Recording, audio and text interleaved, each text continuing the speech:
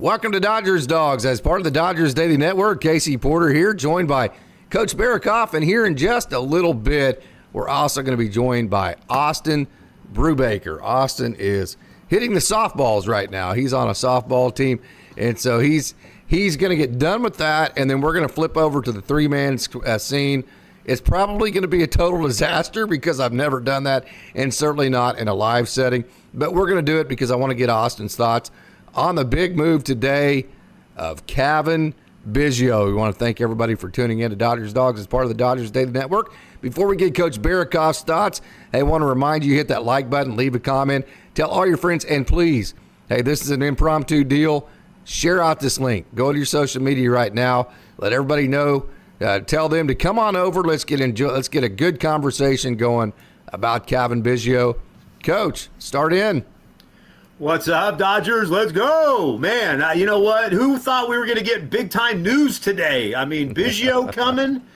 I've got Vargas and Outman back there on the bobbleheads. Look. Tells you I have been a fan for a long time. Look at those two. Those are my dudes. But you know what? We got to trust the Dodger personnel, right? We've got to trust what they're doing in the front office. I've been a fan of Biggio. I might be one of the 5 dudes out there on the planet, but I like Biggio. I like his versatility. Big day for Dodgers. We got Biggio. I don't know. Let's go. 200 hitter. Maybe we get him 240. Yeah, of course, we've seen the Dodgers take Justin Turner, Max Muncy, Chris Taylor, most recently Jason Hayward. We have seen them take guys like Cavan Biggio who have tools and a certain skill set that the Dodgers don't look necessarily at results. They look at, first of all, they're going to vet the culture. Is he going to be a good fit in the locker room? He's the type of person that we want to have in our clubhouse. Then they're going to vet the skills. The first skills they're going to look for is, we say it all the time, Coach, when you're talking about the fringe players, the Dodgers, you're not going to be a bench player / fringe player if you can't play almost every position on the field. So this is a guy that has tools, he has potential, he's versatile, he's the exact kind of depth piece that the Dodgers like to have around. So this makes sense as far as being on brand for the type of move the Dodgers would make. Yeah, I think maybe we're too worried about what he's doing hitting. I think he's versatile defensively. And I think we've been talking a lot lately about CT3 and Kike, and it's an interesting move. Like, a lot of us love Vargas, and Vargas getting sent down is an interesting thing as a Dodger fan who has a lot of we all have high hopes for Miguel Vargas. The Biggio move, we're not on the inside, what's happening with that move, but it's interesting. But Biggio is he's versatile on defense, and I like it. I like what we're doing, and you know what? Maybe we resurrect his career. I mean, he's got great bloodlines, so we'll see what happens. Yeah, he played shortstop last year in one game. This year so far in 2024, he has not. We have a question about him playing shortstop. I do not see in his game logs that he has played shortstop yet. So this is a DH. He's played 27 games in right field. So this is a DH, right fielder, first baseman, lots at second base, possibly third base. I mentioned in Coach Holt our show this morning, and I can't wait to get Austin's thoughts on this because this is going to be a wide variety of opinions on the Cavan Biggio deal because there's a million different ways to look at this. But I mentioned in the show today that the Dodgers had to fix third base because the Max Muncy deal, the oblique deal, I'm just telling you, man, I've known Cody Hosey will tell you this, okay? Ryan Pepia will tell you this. Guys will tell you, you don't know when this is going to be back. And then even when it does get back, I mean, Max Muncy's not even hitting yet. So when it became apparent that Max Muncy was not going to be readily available in the next, hey, it's one thing to play Kike and Miguel Rojas at third base, maybe a little Chris Taylor for a week or two, right, to fill in.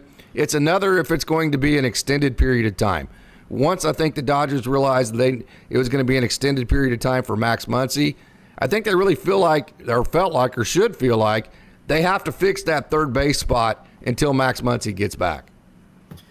You hit on something there. Muncy's not being very cryptic on what he's saying, that this injury might be more than he's letting on. And it's kind of concerning because the lineup suffers without him in there. And this move might be because Muncy's more hurt than we think. I mean, Yes. that is a very non-educated guess on this move. I think Lux is starting to hit now, so that's also, it was kind of strange to see that. Lux is hot right now. CT3 we know is not hitting. Hayward is starting to hit. Pages is starting just to be a stud all around. So this is an interesting move. So is Muncy hurt more than we think? Are they not happy with Miggy Rowe and Kike at third? You brought up a great point. Great point on that, about our third base situation. Well, Miggy Rowe is fighting nagging injuries. I can tell you that. And he's a little bit older. That's not a guy, I'm just telling you. I know Dodgers fans, he's hitting great. Let's put him. You just can't put, it's not as simple as just putting Miguel Rojas in the lineup every day. First of all, at his age, and I've said this, I think, probably many times at this point, that he is hitting the ball well because he's not playing every day. A, because his body is fresh, and B, because they put him in situations that are advantageous for him. You will see his production drop quite a bit, just like we've seen with Kike Hernandez, if he does play every day. So I don't think Kike Hernandez is the everyday answer at third base, even just as a placeholder till Max Muncy gets back. It's not Chris Taylor. It's not Miguel Rojas. Maybe it's Kevin Biggio. I mean, Miguel Vargas grew up playing third base. And I've gotten this question too, Coach. Here's the deal, man. You took Miguel Vargas, who was basically a first baseman coming up. Then he moved to third base, about double-A level. And then you started playing him at second base. And then now you're playing him in left field. And some people say, why don't you just move him back? Well, okay, you're asking the guy to incorporate into the major league level after he struggled his first time through and changing positions for like the seventh time in the last 4 years. That's just not that simple, right? No, and I don't quite understand what they're doing with Miguel Vargas. It's frustrating. And I think if you go through the history of my tweets, I've been a big Miguel Vargas fan, so this is a very biased comment. They throw him out in left field. He's been an infielder his whole life. They throw him out in left to work him out in left. They use him there a few times. He hasn't been bad. He's had some big hits for us. I don't quite understand. And watching him last night with the excitement of the home runs, the 4 home run inning, and he had that big, there's memes out there now with his facial expression.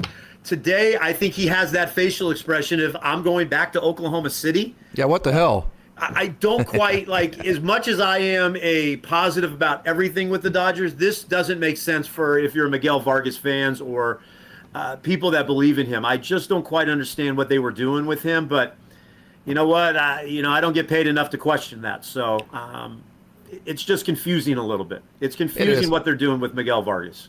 It is. Hey, just a reminder too. I actually meant to put the Down on the Farm segment on our video this morning that I have with Coach Holt, and for some reason when it saved, it did not save the Down on the Farm segment. So when we get done with this, we're going to talk for about 30, 45 minutes. Austin Brubaker is going to be with us in less than 10 minutes.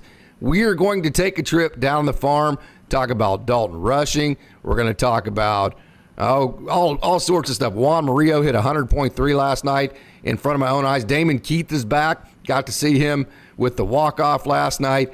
Chris Newell, who was the Midwest League Player of the Week. Also, Austin Beck, who hit an opposite field home run, who was the Texas League Player of the Week. We're going to talk all about that, have about an 18-minute long Down on the Farm segment. So make sure and stick around for that. That's coming, and that's coming here after we get done talking about Kevin Biggio. Coach, we have a great crowd logging in. I want to thank all of you Dodgers dogs as part of the Dodgers Daily Network out there. You guys are the absolute best, man. Every time we throw one of these on, you surprise me in a great way, and this is so fun to get to talk to all of you Dodgers dogs out there. Coach, Dodgers fans are the best. Oh, listen, there's nothing better than the Dodger fans. I don't care what anybody says. I've grown up. I just turned 50. I've been a Dodger fan for 50 years. Nothing better than Dodger fans, and I am proud to say I'm a Dodger fan 50 years going on strong. Yep, absolutely. Okay, so Norm Lee, good evening. Also, Orlando, thank you so much for joining. Showtime LA, Jordan, Daniel Berry Sports Highlight. Roy Estrada's in the house. Craig Osterberg.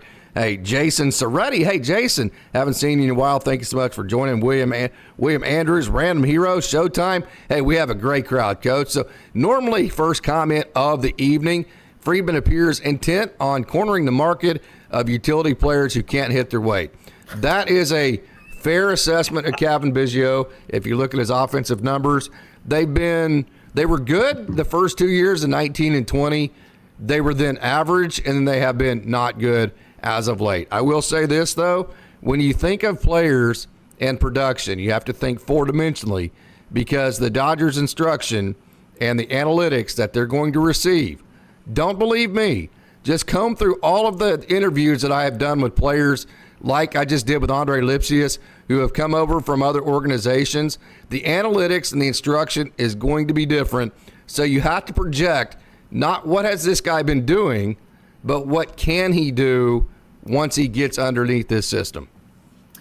You're touching on something that I believe in, and you mentioned some names, Chris Taylor, Justin Turner. Like, you got to trust in what the Dodgers are doing. They're not just going to go get Biggio just to go get Biggio. They have to see something with their scouting, what they believe in with this kid. I believe the Dodgers are going to turn this guy around. I'm looking at it right now, 226 hitter right now. He hasn't produced lately, but why are the Dodgers? Always think about, like, the Dodgers are not just going to go get a guy. We're giving up a really good pitcher for this guy and future, money. So they must believe in him and what he can do. Again, I don't want to look at the hitting. I think he's versatile defensively, and I think they'll figure him out offensively. Dodgers just don't make moves to make moves. That's how I always look at it. Absolutely. And, hey, just go back to my interview with Jack Murphy. I interviewed Tom Kunis, who was the scout that found James Outman. So there's two types of scouts. You have the amateur scouts that find all of the college and high school guys, the non-pros, amateurs or non-pros, and then they suggest them to be drafted. Then you have what are called the pro scouting side, which are the scouts that they scout all the other teams and all the professional players that are in all the other team systems. Go to my Jack Murphy interview. I interviewed Jack Murphy. He's a pro scout in the Dodgers system. And you'll realize, hey, they have a very distinct formula as far as what they're looking for. Of course, they have total autonomy on what they want. And if you listen to Jack Murphy he went to Princeton, right? I mean, the guy is an absolute genius, and he was a great baseball player, great baseball man. If you listen to him talk for like 30 seconds, you're like, oh, this is why the Dodgers always find these guys, because he's just so smart. He knows what he's doing. See, you're touching on stuff again that, like, just as a diehard fan, like, I believe in what the Dodgers are doing. I just, like, some of these teams out there, to me, they make moves to make moves. Dodgers are calculated. They're playing chess when other teams are playing checkers. So, like, they really are. For me, I'm like, okay, what are we doing with our guy Vargas? I'm like a fan of our young guys because I follow all these guys in the system. But the move, to me, I want to see how this thing plays out. They obviously made a move for a reason, and I know we're going to get a lot of debate, arguments about Biggio, and he doesn't do this. They did it for a reason. So I love what you're touching on with the scouting aspect, because the Dodgers are so advanced. So there has to be a reason behind this, and I'm dying to see what it is. Tell you one thing, I am so pumped, and I have actually messaged with his grandpa. I have not reached out to his mother and father yet, of which I've sat at baseball games with at One Oak Field in Tulsa. Just absolutely dynamite, wonderful people. Matter of fact, his parents actually sold their house and they live in an RV and they travel around the United States getting to watch Braden Fisher pitch. This guy, Coach, he is a stud. He's not like your 100 miles. And when I say stud, hey, say what you want about his pitching. That's fine. I mean, just as a human being, they are stud people. You know, you're only going to be a baseball player for a certain amount of time. You're going to be the person you are for the rest of your life, right? So it's way more important to be that great person. And these are just stud people. Of course, they're from the Houston area, League City, Texas.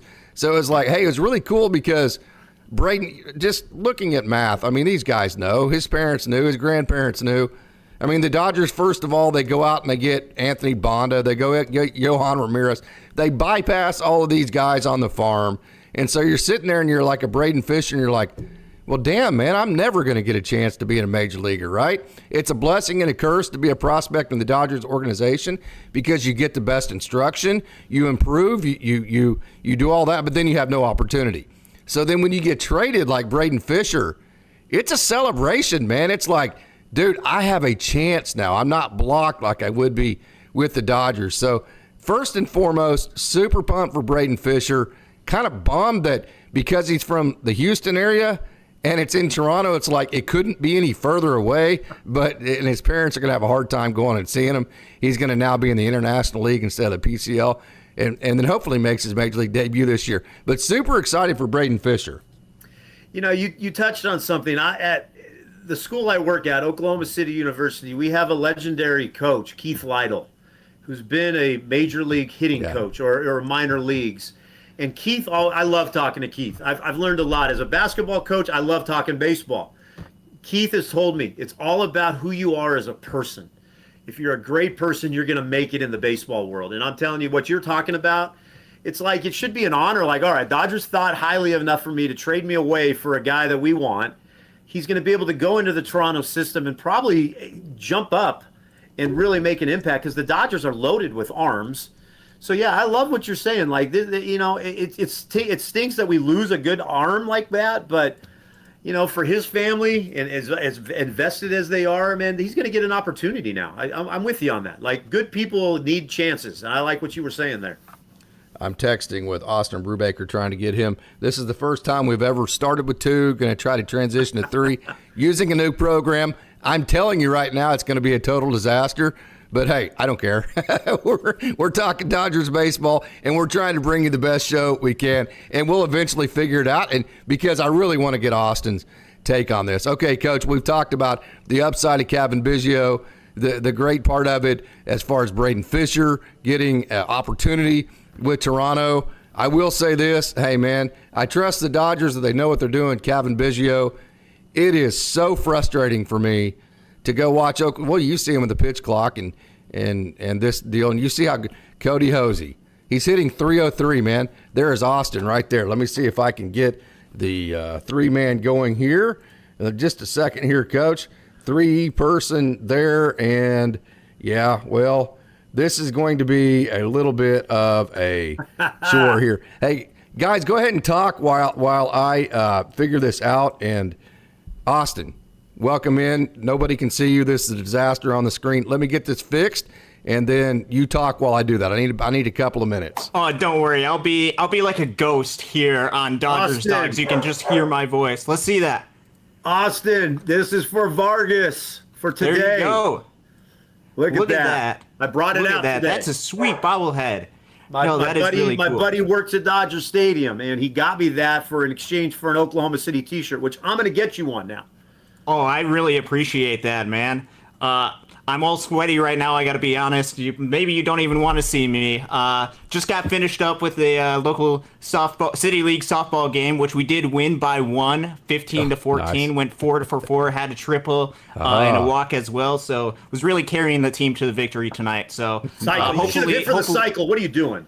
Oh, I know. I need to hit the weight room a little bit more, hit it over the fence. But no, I'm hoping that some of the Dodgers would be able to replicate the performance that I was able to do in slow pitch softball, and maybe hit one over the fence. Maybe 3 singles isn't enough. Maybe you need to hit. You're saying the Cavan Biggio deal's not a home run? Oh, well, we can get into my thoughts on the Cavan Biggio deal. Yeah. So. Obviously, I'm sure you guys have been talking about it. Dodgers traded for Cavan Biggio. I have several different thoughts, and these are kind of the thoughts that when Casey sent this morning, what are your thoughts? I had to think about it. A couple things came to mind. One, I got to be transparent. A lot of people know Cavan Biggio on that side of the deal and have watched him because he's been a major league player. I've watched a lot of the journey of Braden Fisher, particularly during his time in Great Lakes. Got called up, I believe, early May 2022, was part of that push for the postseason in 2022 when they came back from 8.5 games down with 2 weeks to go against the Dayton Dragons. He pitched pretty well in that season. His game just elevated even more in 2023. So with Braden Fisher, look, this Dodgers bullpen is stacked. They like to rely on a lot of those veteran type arms, which means guys that are younger, guys like a John Rooney, guys like an Alec Gamboa, guys like a Braden Fisher, have a tough time making their way up to the major league level. So for one, the Dodgers are losing a really good talent. Braden Fisher's curveball is nasty, and he's got some really good pitch mix. Toronto's getting a really good player. I'm glad Braden Fisher is going to get that opportunity with Toronto. That was kind of my first thought. Second thought, I'm not sure exactly what's going on with Max Muncy, and I'm not sure the Dodgers necessarily know how long that is going to take. They just added Cavan Biggio, who can play a lot of different positions, third base being a primary one. I don't believe the Dodgers want to go with Kike Hernandez full-time at third base. And it's from what it sounds like, Max Muncy's going to miss at least more time than what was initially anticipated. So with the Dodgers, they want another option to where Kike Hernandez doesn't have to play third base every single day. So I'm concerned with what is going on with Max Muncy. I'm a fan of Max Muncy as a player. I think a lot of people are. I like a lot of the upside, and I like the strides that he was making defensively at third base. It is a disappointment, and that is something that the Dodgers are going to have to figure out, is what exactly to do at third base. This also brings up the question of, and I'm not sure you guys have gotten into it too much yet, why did the Dodgers make this move? Why did they go after Cavan Biggio when they have a guy who has 17 plus home runs at AAA, who can play third base, who can also play second base, and an Andre Lipsius as well? Good question. It could just be that Cavan Biggio was available and the Dodgers want to take advantage of a guy who was available, and they didn't really see at this point a way for Braden Fisher to get to the big league level, so they decided to make this move to add depth. But then are you missing out on opportunities with guys that you could potentially call up from your minor league system? I think there have been missed opportunities for the Dodgers in the past, and so this is a question of, will this be a missed opportunity? I'm excited to see what the Dodgers can do with Cavan Biggio.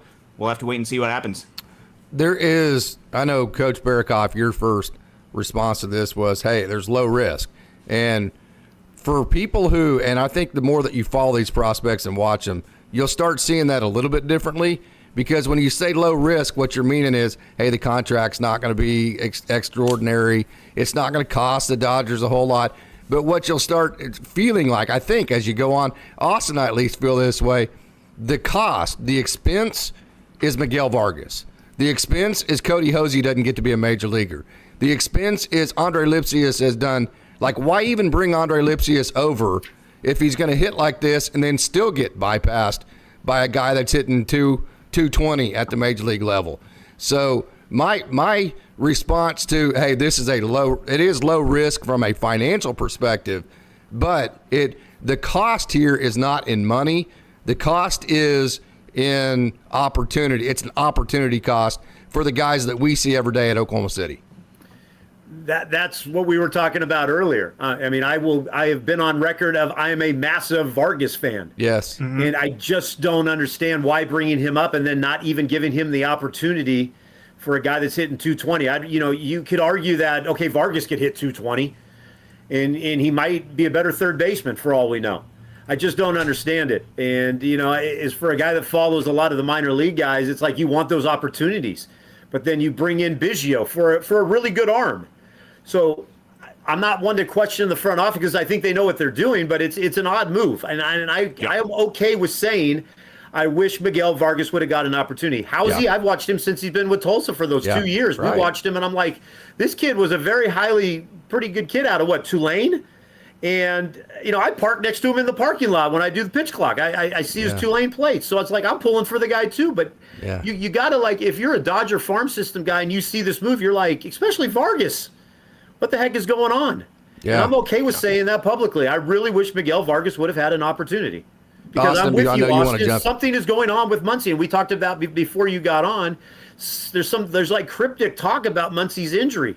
For him not even to be swinging a bat right now, that's concerning to me. Yeah. And go ahead, Austin. Yeah, I think that there is a lot of concern with Max Muncy right now. This is part of the reason why you don't necessarily go all in with your prospects right now, because an injury like Max Muncy could pop up. He plays a very important role in this offense, driving in runs, taking a lot of walks, providing that extra power, and he has been a stable part of this team at third base, come up with a lot of clutch moments. I think the Dodgers are missing that piece. So how do you fill in that void? I don't necessarily know if the Dodgers know how long Max Muncy is going to be out. I don't think anybody knows how long he's going to be out. It could be just another couple of weeks. It could be another couple of months. I have no idea exactly how long that is going to be, so that is of concern. In regards to Miguel Vargas, I totally get why the Dodgers sent him down. It's because they weren't playing him. I disagree with the decision not to play Miguel Vargas because I believe if you're going to call somebody up, sitting him and playing him one start a week, maybe 2 starts a week if he's lucky, that's not going to help Miguel Vargas in any way, shape, or form sitting on the bench and hitting batting practice. You'd rather him be getting at-bats on regular at AAA so then you can at least keep him healthy, keep him in the swing of things because he was hitting incredibly well down at Oklahoma City when he was down there. Walking one, he was striking out 140-something WRC plus. Really, really good performance. I don't understand exactly what their plan is, and neither do I think the Dodgers know exactly what their plan is for Miguel Vargas. So I think another result of this trade, I don't think the Dodgers really right now have a plan for Miguel Vargas. So honestly, if I and this is just me speculating right now, I would probably anticipate Miguel Vargas being in some type of trade over the next, either at this trade deadline or next offseason, similar to Michael Busch, because they have no real plan for a Miguel Vargas, similar to they had no real plan for a Michael Busch. And if you're going to call him up, if you're going to call up a level of talent like a Miguel Vargas, if you're going to reach that level of caliber of talent, he better be playing, and he was not playing, so he wasn't going to be able to reach the levels that he needed, get the reps in the outfield that he needs to be comfortable out in left field, which I believe that move was the correct move at the time in order to try to find some sort of role for him in the future of the team, given that there are opportunities and availability in the outfield going forward. I just don't know if there is a role for Miguel Vargas in the future of this team, and that sucks from a guy who got to see Miguel Vargas grows up and knows the level of talent that he can have, knows the opposite right center field gap-to-gap power that Miguel Vargas has. I don't know exactly what the Dodgers' plan is for that, so I think Cavan Biggio, whether you agree with it or not, Dodgers decided to go for a guy that has major league experience. Question is it worth it to go for that guy with major league experience in a year where you're going all in?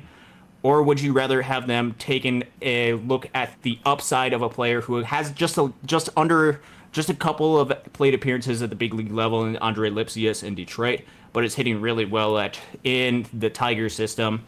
I think right now, or you could have gone with a Cody Hosey. That is a question for the Dodgers. The Dodgers decided to go with Cavan Biggio right now. We'll have to wait and see how that works out. Yeah, a couple things there. I think it is very fair, and I think you can say, hey, I totally trust the Dodgers front office. They absolutely know what they're doing. Their scouting department, Jack Murphy, all these guys are absolute studs. It's why the Dodgers will be in position year after year after year to win a world championship. And they're just incredible. They're the best going, period. Yes. End of discussion.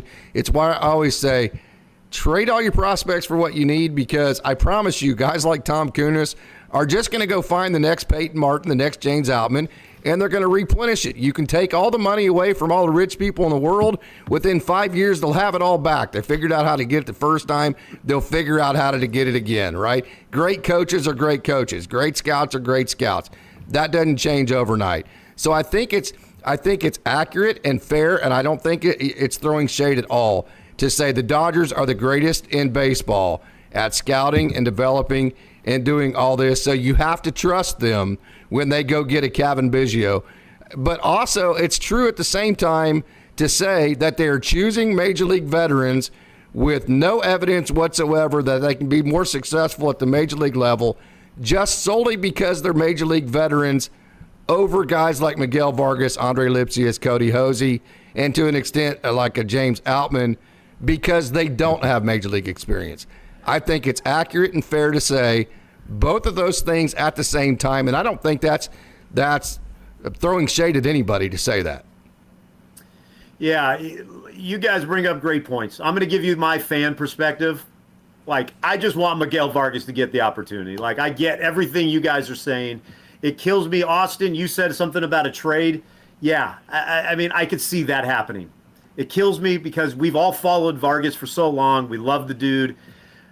Again, but Case, I'm with you. Dodgers front office knows what they're doing. Like, they're not just going to get Biggio to get Biggio. They're not. You got to say both. You got to say both. I think you can't say one or the other. Padres. Yeah. Okay, so I get it. But the fan in me wants Vargas to succeed. But I'm with you guys. I trust our front office. We have the best in the business. It's just the fan in me wants to see Vargas get that opportunity. So, yeah, I totally get that, respect that, and believe that, because these issues are not just two-sided, they're complex. There's many different angles to look at them and many different thoughts that the Dodgers have in mind when they are making these decisions. Even if there's different ways that you can look at it. I would prefer the Dodgers to, because they have a good system of development, to lean into that a little bit more than what they've had, as opposed to the guys that they brought in. Great point. That is just my personal preference. That's all as of far our as what points, the Dodgers. Austin. Yeah, no, that's just what I think the Dodgers would do, because I think they do have a lot of really good players, and I root for these guys when they go for other organizations, because you follow along with them, you see them grow up, you get to meet their families. Braden Fisher, great individual, super duper nice human being, been on the show. That's not why he's a great individual. He's a great individual because he was brought up and just is that type of person.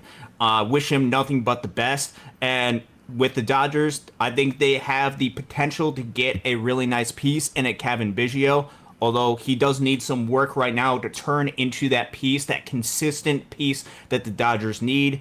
Until then, he's going to fill a role, and he's going to play playing probably a lot of third base for the Dodgers, in which case it'll be a good evaluation. And if he doesn't work out and Max Muncy is not healthy, perhaps the Dodgers need to make another move for an infielder.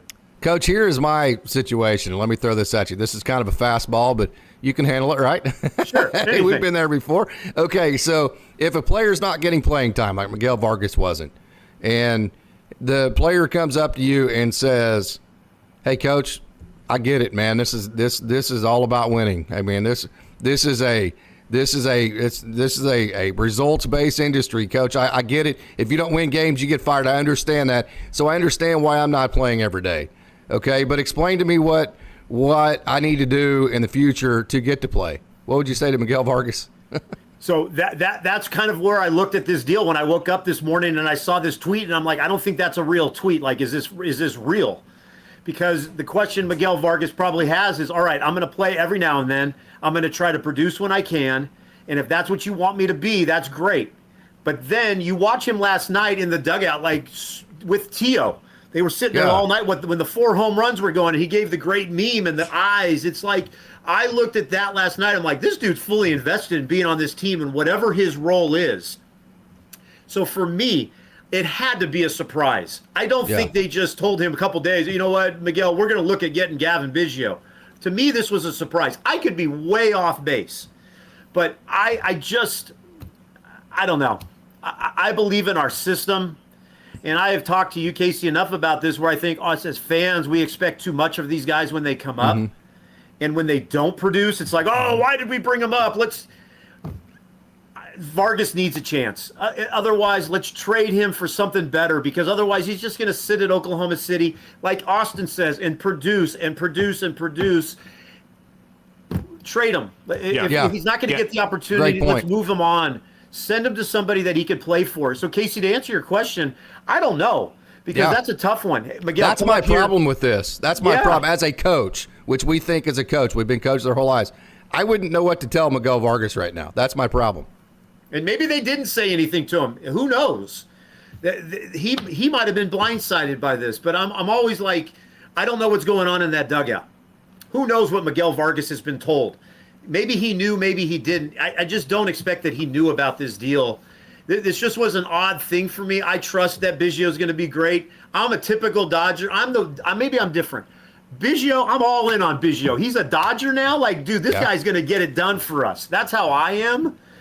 But again, Austin, you're the same case. Like, we love Vargas. It's like, come on, man. That's why I brought out this. The Vargas bobblehead. I'm all in on the dude. So hey, Austin, before you jump in, Coach, you hit it right there.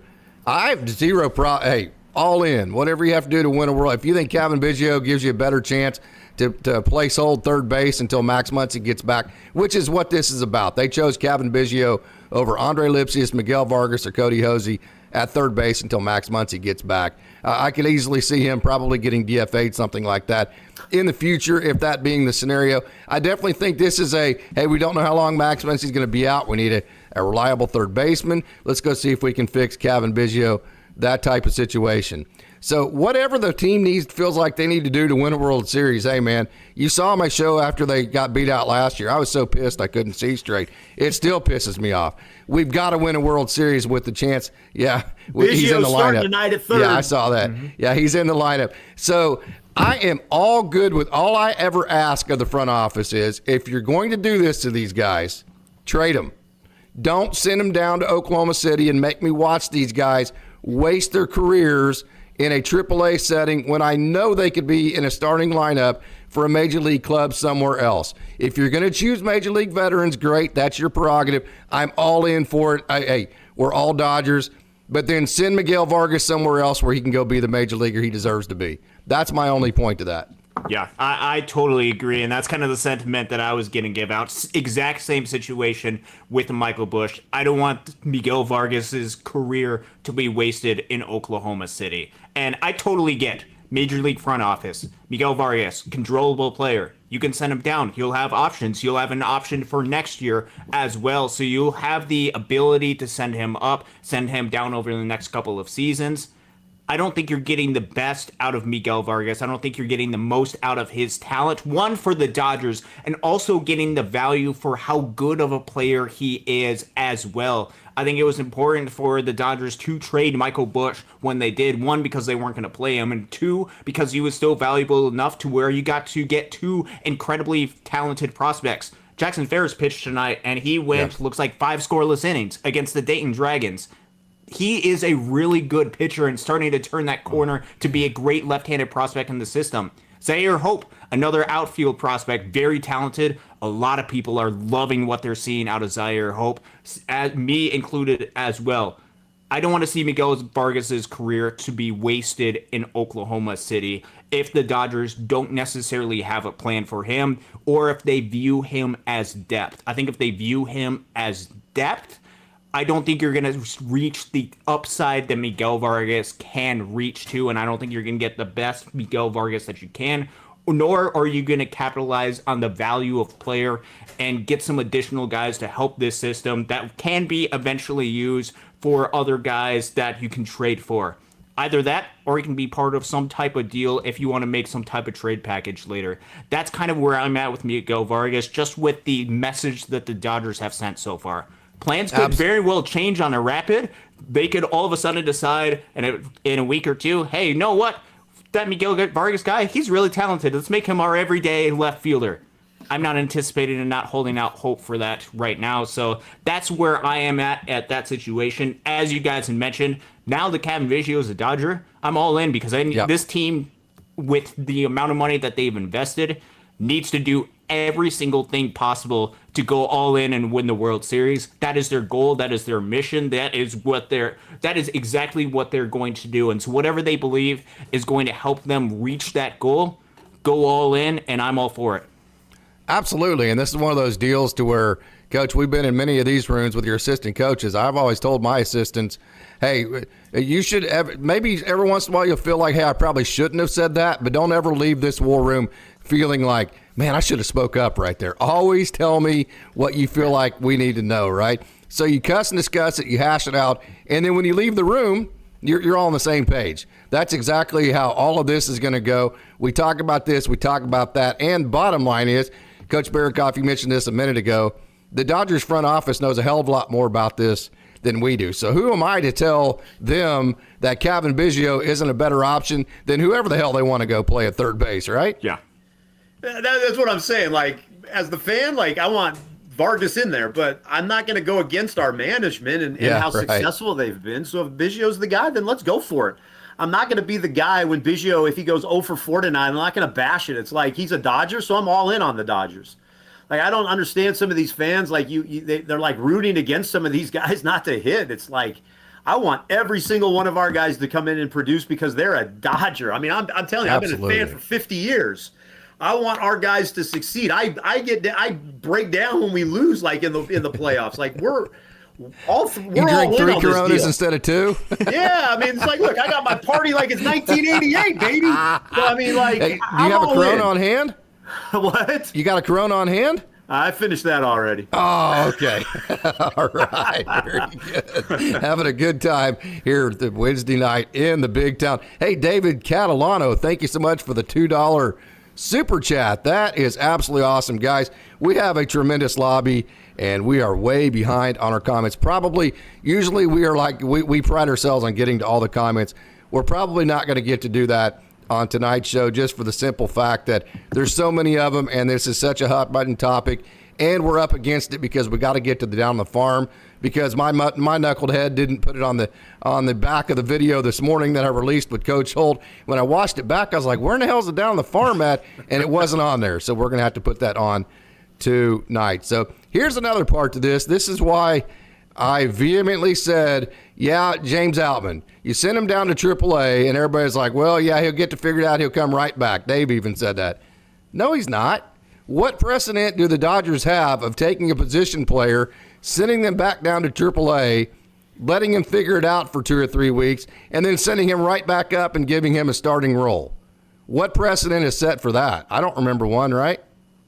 No, I don't remember, and I don't remember any situation like that for the Dodgers. I think he's going to be down, and you also think about who exactly is James Outman going to replace. That's what I'm saying. Right now, there's not really a spot for him. You could point out Chris Taylor. Right now, the Dodgers, I don't think, are willing to part with the $22 or so million that they still owe Chris Taylor. I don't think that is an option right now, or at least it's going to be a little bit before that is an option. You can disagree with that. Chris Taylor certainly has been struggling mightily this season and doesn't seem to be helping the Dodgers. You'd like to see James Outman in the place of Chris Taylor. Right now, the Dodgers, I don't believe, are going to be making that decision. And so then you got to ask, okay, who else could a James Outman replace? He's not going to be playing second base, and so you can't do Gavin Lux. Gavin Lux has been hitting well as of recently, possibly turning the corner, and it seems like they want to have him keep going at second base. And so it seems like it's going to be even more extended time for James Outman down in Oklahoma City. No matter how well he does at Oklahoma City, he's going to have to hit massively well. But then as we saw with Miguel Vargas hit massively well, and when he got called up, he played 2 days a week at most. So is that going to be the same situation with James Outman, or is it going to have to wait for an injury? We're going to have to wait and see what happens. They are invested in a lot of veterans. There's very limited guys that have minor league options, so the Dodgers will have to either have an injury occur for an opening to open up, or completely part ways with a lot of guys, except for a guy like an Andy Pages or Gavin Lux, which both of them do have minor league options. Those are really the only possibility for guys to send down unless you want to cut a guy. So for a guy like James Outman, continue to grind. He is a really good player. I still believe mightily in the upside that he has. We're going to have to wait and see when the Dodgers have an opening for him or when he forces his way back up. Here's a great question from Cole. Good evening, Cole. Thank you so much for joining. Are players like Lipsius Hosey and others trade values more valuable raking in AAA or struggling in the majors? Easily, in my opinion, if you were in the major leagues, you are more valuable. If you need an example of this, just go look at all the young pitchers for Miami who don't just have unbelievable numbers, and it certainly didn't have unbelievable numbers like Jesus Luzardo wasn't great his first 2 years at the major league level, but he was way more valuable than any pitcher at the AAA level at any part of those first 2 years. So anytime you're in the major leagues, I would say you're more valuable than any player in AAA. I agree. I mean, I think people are intrigued with what we have right now in our system. But you're right. I mean, major league experience is major league experience. Look at what we did with Biggio. I mean, he's got a lot of major league at bats, and we have guys AA and AAA that are killing it right now, and they got no look. Yeah. So major league experience is major league experience. A lot of major league at bats, and again, Dodgers are starting Biggio tonight, right off the bat. So Roberts or management is showing us right now what they think about Biggio, and they're going to give him an opportunity. So, Austin, what are your thoughts on that? More valuable ranking in AAA or struggling at the major league level? I think you have to look at what organizations do and what organizations think as far as guys at the minor league level, especially for guys who might have been there for quite a while at the minor league level, who might be a little bit older, who are hitting really well, who might not be the top prospects. I think for those guys, I think especially looking at what the Dodgers have done, they target a lot of guys with major league experience, even if they have struggled a little bit. So I think that is something that you just look at other organizations, other front offices. I think there is some value in having some major league experience to at least those front office. You could disagree with that. You could look at a guy like a Ryan Ward, who's leading just about all of minor league baseball in slugging percentage, and that is amazing. You could look at that, and it's eye-popping. And some team might say, okay, well, he played in Albuquerque, so why not get him up into the major league level? I don't believe that home run production is just because of Albuquerque. I think Ryan Ward is an incredible talent that would hit home runs just about anywhere, because I've seen him be able to do that. Other major league front offices might be hesitant and want the Dodgers to make that call up, and they might question, okay, he's hitting this well, but why haven't you called him up? And I think the very simple explanation is the Dodgers don't have roster spots to call up a lot of these guys. I think that is the explanation of why they haven't called up Andre Lipsius and a Ryan Ward and a Drew Avens and those types of guys. So it's a complex topic. But I think even having a little bit of major league experience, getting your feet wet, knowing what the big moment is like, can be valuable for these guys and their trade production. So that's a really, really intriguing topic. Yeah. I don't know the answer. This is just speculation, but it is speculation from what I've seen, particularly the Dodgers and a lot of front offices do. Yeah, hey, this is another great question right here, and that is, are the Dodgers going to trade Vargas and tons of the other guys? And then also, Greg Osterberg says the reason they do this is because the Dodgers don't want to have egg on their face when these players do very well with other organizations. The Dodgers usually do pretty good, and I even mentioned the Michael Busch trade. Even if Michael Busch goes and becomes an all-star, they didn't have a position for him. Yeah. So that, in my opinion, there is no egg on your face as far as that goes. Just a reminder, hey, we're going to have our Down on the Farm segment here in a minute. And also tomorrow morning, we had a great question about, hey, it looks like this is setting up for a big trade, right? So that's just right on time. Our hot take tomorrow morning. Austin and I are covering all of the potential trade targets. We feel like the Dodgers, beyond Cavan Biggio, this doesn't, at this point, now he might go and stroke and it may change the whole thing here in a month, but as of right now, June 12th, we feel like the Dodgers still need an outfield and an infield bat. So in our hot take tomorrow, we are going to cover all of the outfield prospects, all the infield prospects, what it may take to get them, and that whole entire deal. It's less than 10 minutes, so make sure and check out our hot take, and make sure and stick around here in a couple of minutes for our Down on the Farm segment where we cover Dalton Rushing and all of those guys down on the farm. So William Andrews, same for Cartire Rushing. These guys want a major league career too. Hey, Victor Fuentes, we got to trust the process, and Friedman we trust. We got to trust our scouts. They know what they are doing. Yep, no doubt about that. We hit that just a minute ago. Hey, Justin Huffman, thank you so much for joining. Hey, TSAO 1969, I agree that these prospects who get traded would be happy to get more opportunities to play. Dodgers is such a graveyard for young prospects, especially position players. I don't have to guess about that. I know for a fact that these guys that get traded loved being in the Dodgers. They have nothing but admiration for everything the Dodgers did for them. They love their managers. They love their instructors. They love the scouts that found them. They loved everything about the Dodgers, including the fact that the Dodgers traded them and gave them opportunity to become a major leaguer, like a Jordan Leisure, like a Nick Nastrini, like possibly a Yorbit Vivas, like a Clayton Beater, like all those guys. It has nothing to do with animosity towards the Dodgers. It just simply has to do with opportunity. Yeah, you got to feel for the guys too, because they're individuals fighting for their dream, and if they can find their dream somewhere else while also receiving the best development in all of minor league baseball and being around some of the best people in all of minor league baseball, I think that is a good thing for a lot of these guys. And then the Dodgers could also call up some of these guys as well and incorporate them as part of their roster. I think just the opportunities are very limited. But a guy like an Andy Pages fits in with the Dodgers, performing really well. You love to see that. Hey, we have a question here with Biggio, with getting Biggio with the Blue Jays trade. Bo Bichette, I'm glad you asked that, Dodgers 818. Check out our hot take in the morning. We cover that name in depth. Austin gives you all of his thoughts. Austin is like the king on all that trade stuff. So make sure and check out. Instead of going into that right now, we go into it in depth in our show tomorrow. Our position players, Jerry Hunter, our positions players now are getting up in years, and we need to trade for replacements. Hey, and we have a question here. Which catcher would you trade? I can say this. I saw Dalton Rushing with my own eyes last night. Ha!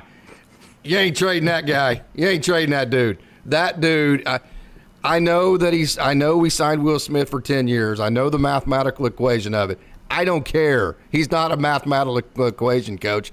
This guy, Dalton Rushing, is insane. Just his positive, like his competitive fire. If his pitchers aren't competitive at all times, he's like, come on, guys, get your crap together. I mean, just his competitive element. And then, of course, he had a home run right in front of me. I was like, oh, damn. And then, hey, I got to see him throw from his knees. His release was quick. His arm is good. This guy is it. I mean, he's him, man. You do not trade Dalton Rushing. You figure out a way to find a spot for him. I liked him watching him last year, and now I get to go see him live in person on Friday night. I'm so excited to watch this dude. Like, this guy is like really, really good. I mean, he's our number one prospect. He reminds me of like Diego Cartaya and Keibert Ruiz. Like, you're gonna get rid of Cartaya, you're not getting rid of Rushing. Like, there's no way. Dodgers will find a way to make Rushing into a prospect. Like, I wish they would bump him up. I know. Maybe he's going to stay with Tulsa all year, but I could see him moving up to Oklahoma City. I could see that progression, but there's no way we're getting rid of Rushing. There's just no way. The dude's a stud, an absolute stud. In Austin, you've seen him like a ton. So, I mean, I get to see him for the first time live on Friday, and I'm fired up. So, no, I got to see him for live close to 40 games last season for Great Lakes, including his entire postseason run, which, if you want to know the type of player, the type of competitive nature that Dalton Rushing has, go watch that postseason, particularly that series against Cedar Rapids. Unbelievable. This guy has a competitive fire that is unlike anybody else. He goes out there and just performs well and above beyond. He wants to be out there and win. I love that about him. His power is through the roof. You saw that in the Midwest League Championship with 3 home runs, including Game 1, 2 home runs against Cedar Rapids, who was the best team in the Midwest League last season. Unbelievable. He's got great talent. He can throw it behind the plate. I think the Dodgers would be wise to have him be part of the picture, part of the equation, because I see something different about Rush. Rush is special. Rush is talented. He's got all the different tools. We'll have to wait and see. And like Casey had mentioned, it's right now very difficult to find a place for him. This is one of those unique players where I think the Dodgers would be wise to find some type of place for him, find some type of versatility that you can add to his game so you can get him on the field, assuming that the Dodgers envision Rush being part of their long-term future, because Rush is just that good of a hitter, and he's going to play a very big role at the major league level very soon. Coach, and you guys both hit on this. It's more than him just being a hitter, though. It's his competitive fire. It's his energy. It's the way he's a leader. It's the way that he holds his teammates accountable. Yeah. I mean, you can't teach that kind of crap, right? I mean, it's just awesome stuff. So, hey, we're getting ready to get to our Down the Farm. We have a great comment here. Dodgers front office is sometimes baffling. Are they really looking for long-term solutions? Not with Kevin Biggio. They are looking for a placeholder at third base until they can figure out what's going on with Max Muncy. That is the long and short of this Kevin Biggio deal. As far as I'm concerned, I just don't think it goes past any. I don't think they have any plans for Kevin Biggio past just trying to figure out this little window until Max Muncy gets back, unless Kevin Biggio comes to the Dodgers and just starts raking. With that, Coach, I'm going to give you final thoughts. Austin, you brought your A game tonight, Austin. Coach, final thoughts. Yeah, it's like the Biggio thing. Like if he doesn't work out, you still put Kike and Miggy Rowe there, right? And you're not. You're still okay. You're not great, but you're still okay. So, like, I'm okay with the Biggio thing. I trust the Dodgers front office. I'm all in on Miguel Vargas. I love Outman. Austin, you're a stud. You've enlightened me tonight. I feel like I can put this computer down and I know everything there is to know about the minor league system. You guys are awesome. Go Dodgers. Trust in the front office. And we're going to party like it's 1988, baby. We're going to get there. I know it. It's going to happen this year. So let's do this. Hey, this has been great. Just a reminder, we're going to talk about Dalton Rushing. We have all sorts of live video. Alec Gamboa, all the live video I took Sunday from the Bricktown Ballpark. We're also going to talk about Chris Newell. We have River Ryan on the docket for the Down on the Farm as well. So stick around. Guys, I want to thank you. I want to thank all of you wonderful Dodgers dog. Stick around. Let's talk about all the prospects as we go down on the farm. Start our Down on the Farm segment like we do each and every week at the single A level with the Rancho Cucamonga Quakes. And the guy that I want to cover, of course, he's not going to be with Rancho Cucamonga very long. This is a guy that made it up to Double A last year, made a splash. River Ryan.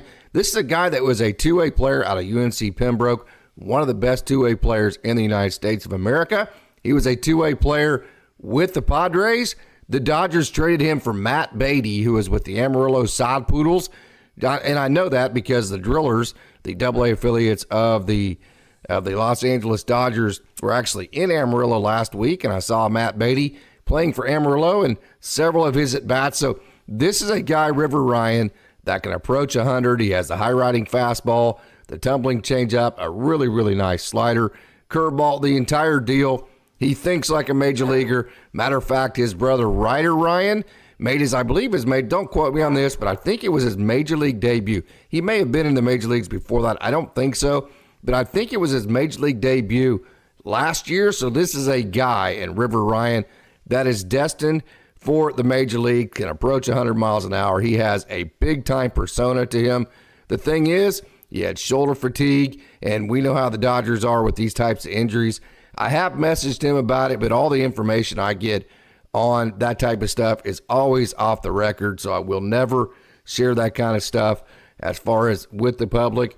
But shoulder fatigue, they just held him off for a while. He is now back. Watch out there. We got a gremlin there on the mound at Rancho Cucamonga. So he's back now, and he rehabbed with Rancho Cucamonga on Sunday. Hopefully he gets brought up to Double A Tulsa, or even better, maybe Triple A Oklahoma City. I get to see him with my own eyes like I did Justin Robleski last night. So good to see River Ryan back in the fold. This is Tyrone Lorenzo. We have covered him quite a bit, but that's okay because this dude is really good. I really enjoy watching this guy play. I have not done the actual research. It would take forever to do, and it's probably not information that's worth taking that amount of time to find out. But notice here, a hit right-handed, now a hit left-handed. This is several times. Matter of fact, he's actually had games, I do believe, where he's hit home runs from both sides of the plate, but several games this year for Tyrone Lorenzo where he has hits and from both sides of the plate. So very, very impressive hit tool for Tyrone Lorenzo, one of my favorite hit tools for the simple fact that he just has such easy power and he has just a tremendous amount of power. So super excited about him. So for Tyrone Lorenzo, back-to-back 2-hit games, 4 multi-hit games in his last 6, and he raised his average 15 points in that span. That was as of Sunday. This, I did not get video from last night because I was in Tulsa. Probably will rip that sometime today, but this is from Sunday afternoon. So great job, Tyrone Lorenzo. 3, 2, 1, see ya. That's an absolute Sean Hugo off of Brooks Kieschnick 1990 College World Series. Hey, I'm kind of dating myself on my Oklahoma State stuff. That probably meant nothing to you. That means that is a laser beam. I mean an absolute laser beam for home run number 18 for Chris Newell, who, by the way, was the Midwest League Player of the Week. And why not? I think he hit a home run in every single game. That is just a beautiful swing. We've broken his swing down before. From Chris Newell, I have zero inside information, but this guy is absolutely dominating Midwest League pitching. His average is what it is, but the slug numbers, he's stealing bases. He's a great athlete, great defender. He's very rangy as far as his athletic ability. Zero inside information, but I would have to think that a call up to Double-A Tulsa is imminent, which would be super exciting because as I got to see them last night, you're talking about Dalton Rushing catching, Alex Freeland at shortstop, Jose Ramos in center field, Austin Beck, who's hitting home runs in right field. Then you got guys like Yainer Fernandez, Taylor Young, Brandon Lewis. That's a super exciting team right now. Justin Robleski on the bump, Juan Murillo, who's throwing it 100 miles an hour. You add Chris Newell to that mix, that all of a sudden not all of a sudden, but that becomes one of the most talented and fun teams in minor league baseball to watch. And that's kind of opposite for Tulsa because usually they start out like the most talented team and then through roster promotions, they just get demolished during the second half of the season. So it'd be kind of opposite for them. But hey, no inside information, but I hope that Chris Newell gets called up here sooner rather than later. Got to see Dalton Rushing catch in person last night. Man, he can mash. This is not from last night. We'll get to his home run here in just a second, but he hit an absolute laser beam. It was really fun. But what I wanted to really concentrate on with him was, the catcher is your coach on the front of him. That's why he needs to be the captain. I can tell you, this guy just absolutely controls the game from his catcher's position. Constant positive feedback. When I say that, I don't mean rah-rah cheerleading type feedback. I mean like competitive fire type feedback for his pitchers to keep them in their competitive fiery type locked in mode. I'm telling you, man, if you're a pitcher and Dalton Rushing is your catcher, you are locked in at all times. He just absolutely takes control of the entire game, calls a great game. Also got to see him throw from his knees last night. Very quick release. Love the energy. Got to see his absolute laser beam. Matter of fact, here is that laser beam right there. Look at that. That ball did not that was right in front of me. We were actually on the first base side. Thank you to Antonio Knowles for leaving tickets last night. My beautiful bride and I went over to the big town in T-Town, downtown Tulsa, Oklahoma, to check out some awesome Drillers baseball. Got me a hat. Got to watch a Dalton Rushing, Austin Beck home run.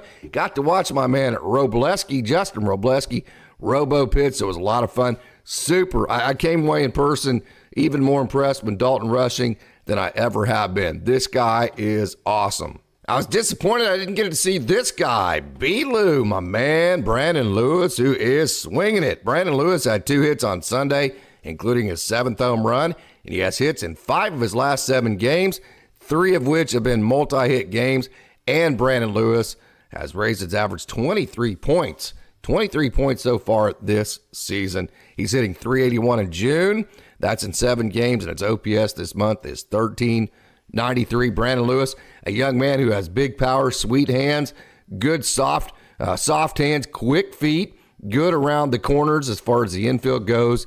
Kind of gone back to some of his older ways of hitting that have always been successful. This is at Hodgetown that you can see here. So super excited about where Brandon Lewis is at right now. Another welcome back for Damon Keith. This is a video a little bit blurry, but that's okay. Hey, this is his walk-off from last night in T-Town and Drillville in Tulsa, Oklahoma. He actually did not start the game. This was a pinch hit walk-off. You don't see that very often, where a guy pinch hits and walks it off at the end of the game right in front of my beautiful bride and I. It was a lot of fun. I was lucky enough to actually get video of it. I said, you know what? I think Damon Keith's going to walk this one off, and so I'm going to get my phone out and just record this thing. And there you go, right in front of you.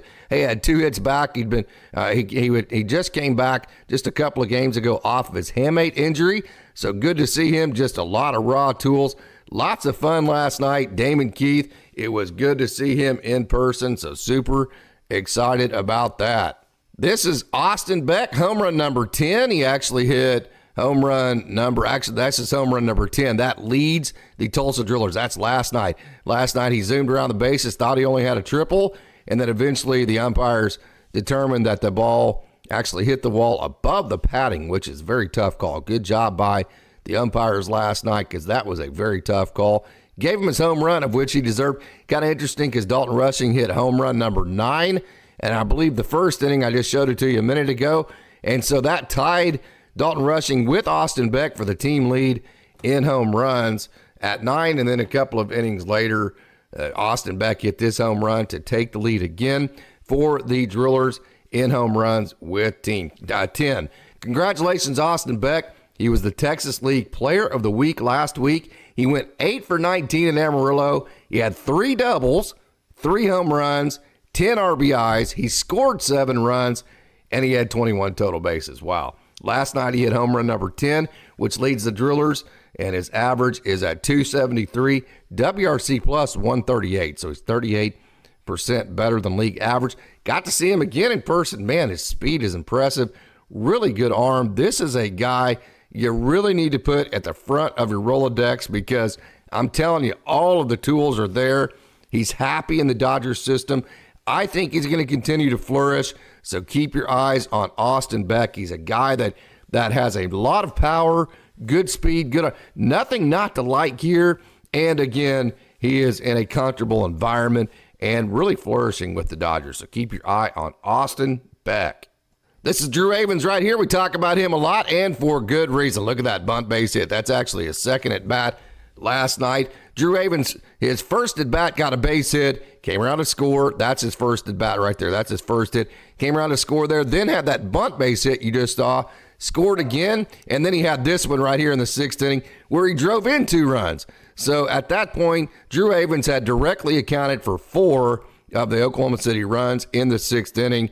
And, hey, this guy is a guy. And, man, that last at bat, too, after he drove in these 2 runs, he stole second base, eventually got to third base, and then on a pitch that barely got away from the catcher, actually scored and made it a wild pitch. And so he scored 3 times, too, had 3 hits, a couple of RBIs.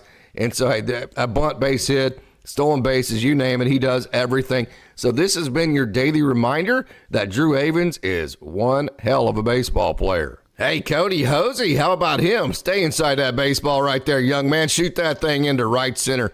Hey, I tell you what, when you can take that inside pitch and pull your hands in and inside out that thing with 2 strikes, you are doing a really good job. Then also with 2 strikes, if you can take that breaking ball, let me back that up, and shoot that thing into left field. You know, they always say go with the pitch. Well, look where this pitch is breaking. See how this pitch is breaking into Cody Hosey? So actually going with this pitch would be pulling the ball. So if you're going to stay on this ball and go with the pitch, you're actually going to hit this breaking ball to the left side and pull that ball. That's kind of a misnomer that a lot of people have, is that you need to take all your breaking balls the other way. Actually, you need to go with the pitch, and if it's breaking in on you, then you need to go with it and pull it just like he did there. So you've seen him inside out a fastball, low and into right center. You saw him pull a 2-strike breaking ball and go with it to left field. Now here is the power, the ground rule double to right, or to basically dead center field. So, hey, Cody Hosey having a great year. We always know that he's always been maybe the best defender. I say he is the best defender infield-wise in the system. But 3 hits last night, 302 on the year for Cody Hosey. OPS 806. So the slug and on-base percentage is there as well. 16 multi-hit games, 7-game hit streak for Cody Hosey, and he has hits in 10 of his last 11. So, hey, man, could not be more excited. Wonderful young man. Rooting for Cody Hosey like crazy. Super excited to see him have this success. This is my man, Alec Gamboa, one of the best 3-sports athletes ever to come out of the Central Valley Madera High School. This is a good look at him that I got from Sunday's action at the Bricktown Ballpark in downtown Oklahoma City. He was a bulk inning pitcher. You know, Alec Gamboa in the past, even with the Dodgers as recently as a couple of years ago, was a starter. So if you say, hey, the Dodgers need left-handed starters, this is a guy that could be 94 to 96, good slider, extreme competitive fire. When he's on, he's like an artist. He can paint the corners. The strike zone sometimes gets away from him.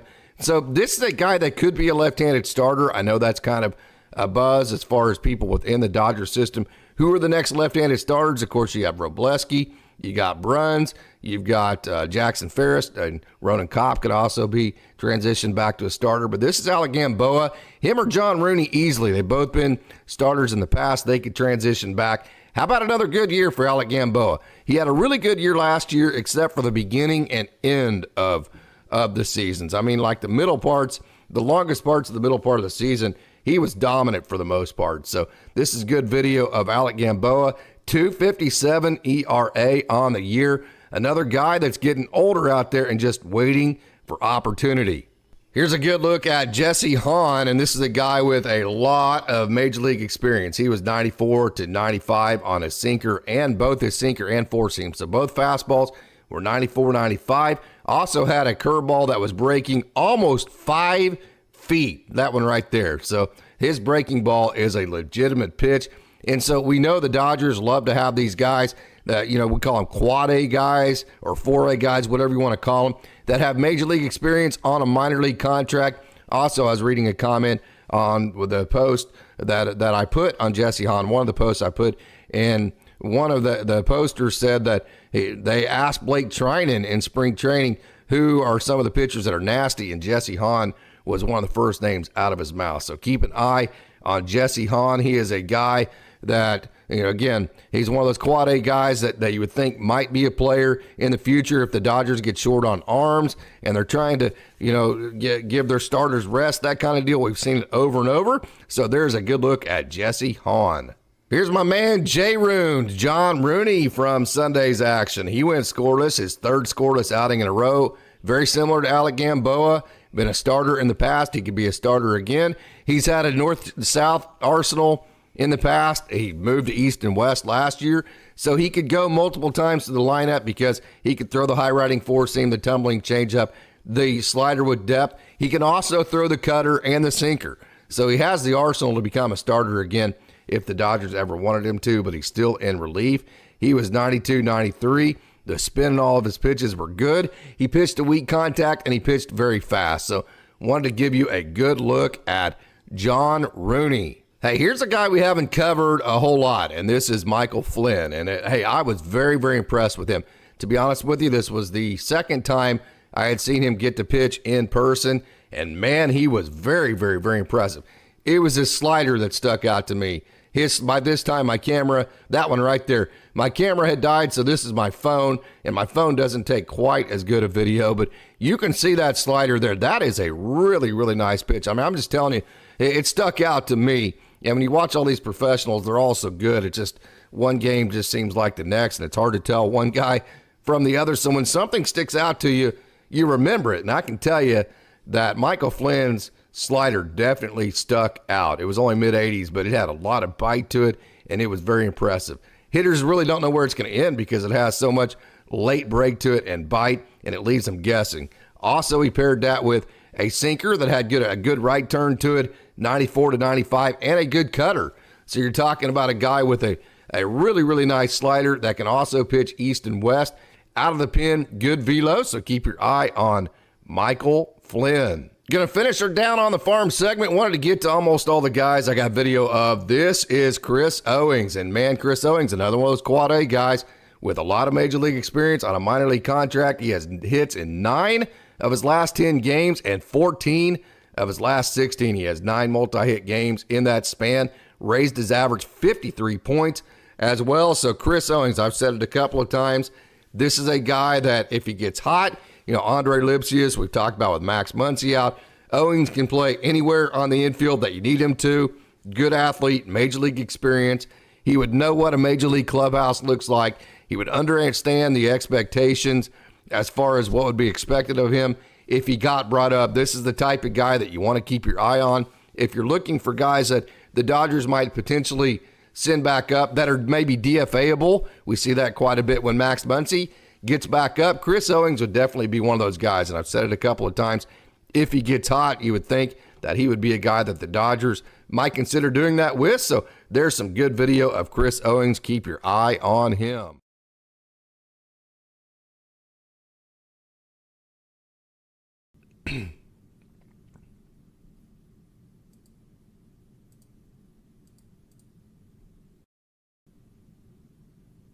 All right, so there we go. That was a little bit clunky there at the end. It didn't quite click over like it should have, but hey, there's our Down on the Farm segment. Hopefully you enjoyed that. We had a great crowd. Everybody stuck in. So yeah, we've had a lot of questions about Chris Taylor. Why is he still? I've mentioned a couple times, Chris Taylor is a guy That's not taking at bats away. If you DFA him, he's going to clear waivers because nobody's going to trade for him, and then nobody's going to pick up that contract. So he would have to accept a minor league assignment at that point. At that point, now he's taking away minor league reps from like a Miguel Vargas or a James Outman or a Drew Avens or somebody like a Ryan Ward or a Cody Hosey, and you don't want that. So I think being on the end of the bench, playing every now and then, getting very sparse at bats at the major league level, if Chris Taylor is in the Dodger system, definitely is the best role for him. So I think it's either you keep him in that role or you cut ties with him and you release him all in all. So, hey, I want to thank everybody so much for tuning in. And, hey, this has been a great show. It's been a lot of fun. So until next time, I want to say thank you for tuning in and go Dodgers.